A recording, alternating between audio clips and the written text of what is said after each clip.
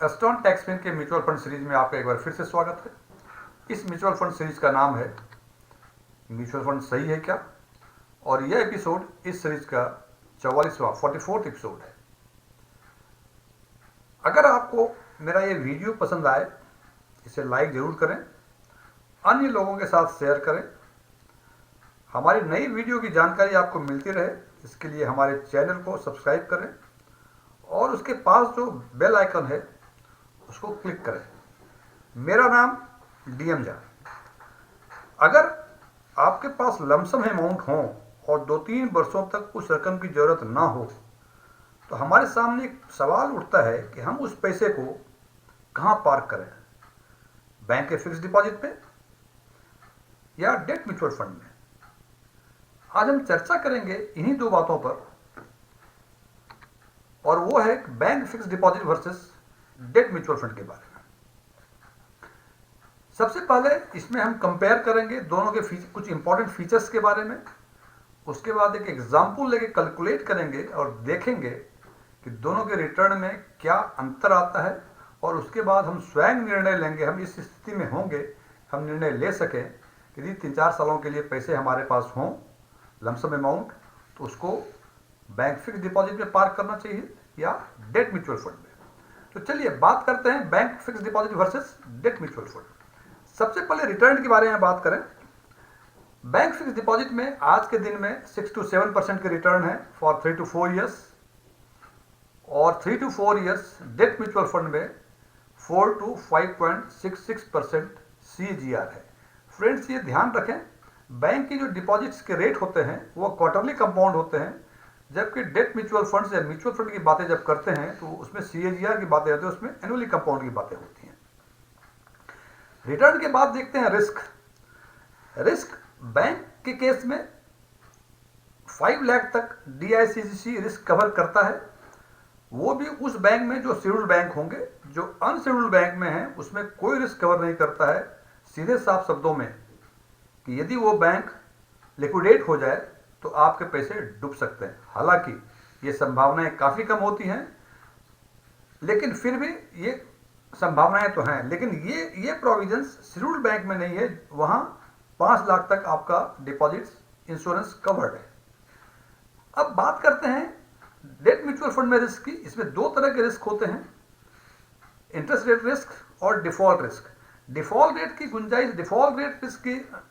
की गुंजाइश कम होती है, बिकॉज हम ये देख के हम उस डेट फंड में इन्वेस्ट कर सकते हैं जहां या तो गवर्नमेंट बॉन्ड्स हो या AAA रेटेड कॉर्पोरेट सिक्योरिटीज हो। लेकिन इंटरेस्ट रेट रिस्क ये हो सकता है, लेकिन आज के दिन में चूंकि अभी पिछले महीने इसी महीने दिसंबर में ही RBI ने रेपो रेट बढ़ाकर उसको 6.25% कर दिया है, और चूंकि इन्फ्लेशन कंट्रोल में आ रही है तो लगता नहीं है कि निकट भविष्य में यह रेपो रेट और बढ़ेगा। चूंकि रेपो रेट और नहीं बढ़ेगा तो मार्केट रेट भी बढ़ने की गुंजाइश कम है। तो इंटरेस्ट रेट रिस्क आज की परिस्थिति में हमें डेट फंड में नहीं दिख रहा है अधिक।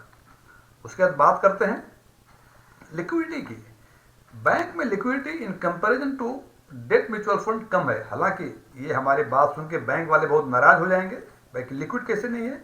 लिक्विडिटी कम है, इसका मतलब ये नहीं कि बैंक पैसे नहीं देगी जरूरत के टाइम में। इसका मतलब ये हुआ बैंक पैसे तो देगी, लेकिन यदि जिस टेन्योर के पहले यदि आप पैसे चाहिए आपको, तो कुछ प्री मैच्योर कैंसिलेशन 1 से 2% तक वो पेनल्टी लगाते हैं, उसके बाद पेमेंट करते हैं। जबकि डेट म्यूचुअल फंड में इट इज फुल्ली लिक्विड, और ये सेम डे से लेके 10 ईयर्स तक आप कभी भी पैसे निकाल सकते हैं, सिंपल एक क्लिक करने पर। हालांकि ये बात है कि डेट म्यूचुअल फंड में 1 साल के पहले यदि आप एग्जिट करते हैं तो एग्जिट लोड लगता है। हालांकि बहुत सारे फंड्स ऐसे हैं डेट म्यूचुअल फंड में जिनमें 6 दिन के बाद कोई एग्जिट लोड नहीं लगता है, और यदि 6 दिन के पहले निकाल लें तो यदि एग्जिट लोड लगता भी है इट्स वेरी नॉमिनल, वो लोड ना के बराबर है। अब बात करते हैं टैक्स इंप्लीकेशंस के बारे में।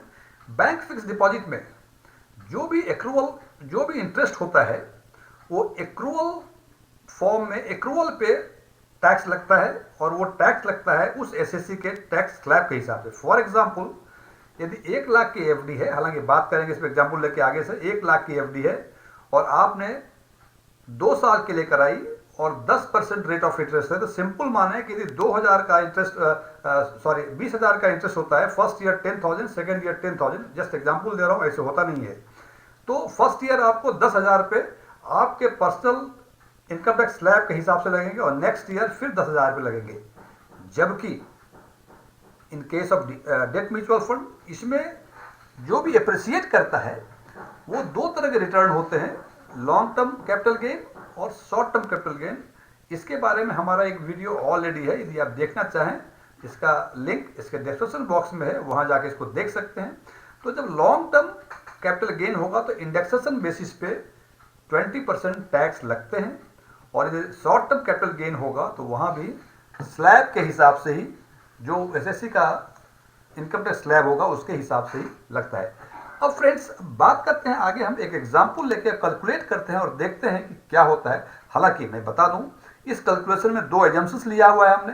पहला एजम्पशन लिया है कि जितने सालों तक फिक्स डिपॉजिट या डेट म्यूचुअल फंड के कंपेरिजन की बातें कर रहे हैं, इन्फ्लेशन रेट 5.5% होगा और टैक्स स्लैब जिसका कंपेरिजन करेंगे एसईसी 30% स्लैब में होंगे। इस बेसिस पर देखिए हम कंपेयर करते हैं, हम कैलकुलेट करते हैं बैंक फिक्स डिपॉजिट की और डेट म्यूचुअल फंड की।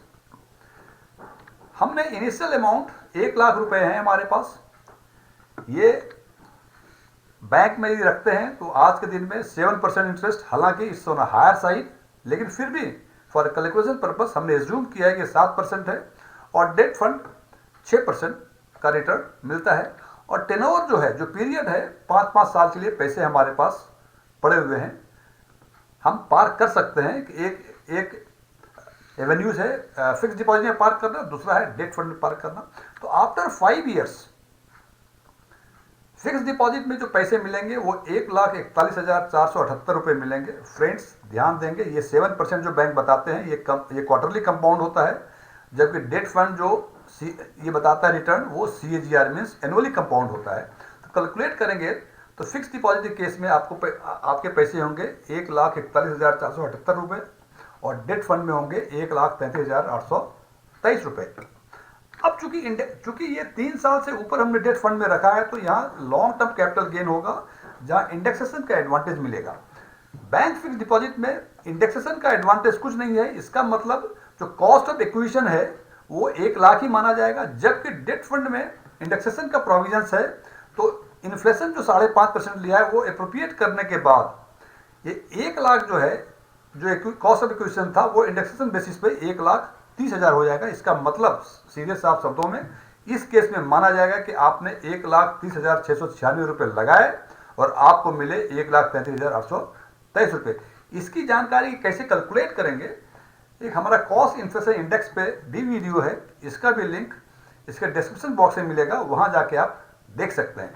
तो इंडेक्सेशन के बेसिस पे cost of acquisition fixed deposit में 1 लाख होंगे, जबकि डेट फंड में 1,30,000 होंगे।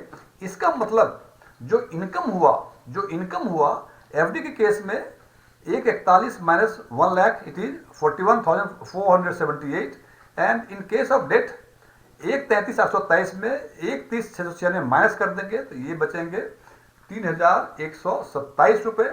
और चूंकि इनकम टैक्स वो जिस एसएससी की बातें कर रहे हैं वो 30% के स्लैब में है, तो 41,000 का 30% 12,443 रुपए 40 पैसे होंगे। और ये चूंकि लॉन्ग टर्म कैपिटल गेन है तो इसमें 20% लगेंगे, तो 625 रुपए 40 पैसे।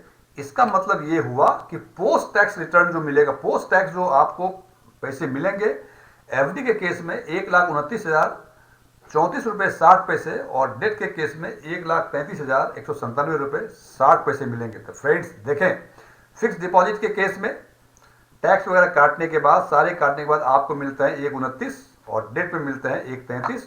और यदि इसका CAGR निकालेंगे तो फिक्स डिपॉजिट के केस में it comes to 5.23% and in case of debt fund it is 5.9%। Friends ये हमारा इंडिपेंडेंट एनालिसिस और कैलकुलेशन, और ना ही मैं बैंकर्स को प्रमोट करता हूं, न ही मैं म्यूचुअल फंड को प्रमोट करता हूं, मैं जस्ट एनालिसिस करता हूं। और एक चीज ध्यान रखें कि mutual fund investments are subject to market risk. Please read the offer document carefully before investing. Friends, ये वीडियो यदि आपको पसंद आया हो तो इसे लाइक करें, शेयर करें, कुछ क्वेरीज हो कमेंट करें, कुछ चीज़ें अच्छी लगी हो उसके बारे में बताएं, कुछ चीज़ें अच्छी नहीं लगी हो उसके बारे में ज़रूर बताएं। और आपने यदि अभी तक हमारा चैनल एस्ट्रॉन टैक्स में सब्सक्राइब नहीं किया है, इसको सब्सक्राइब करें। फ्रेंड्स, जैसा कि आपको पता है कि इस चैनल पे डायरेक्ट टैक्सेशन और इन्वेस्टमेंट म्यूचुअल फंड्स के बहुत सारे वीडियो हैं और आते रहते हैं। म्यूचुअल फंड्स के जितने वीडियोज हैं उसकी लिंक इसके डिस्क्रिप्शन बॉक्स में जाके देख सकते हैं। डायरेक्ट टैक्सेशन वगैरह का दूसरा जो वीडियो यदि देखना चाहें तो उसके प्लेलिस्ट में जाके उसको देख सकते हैं। Thank you.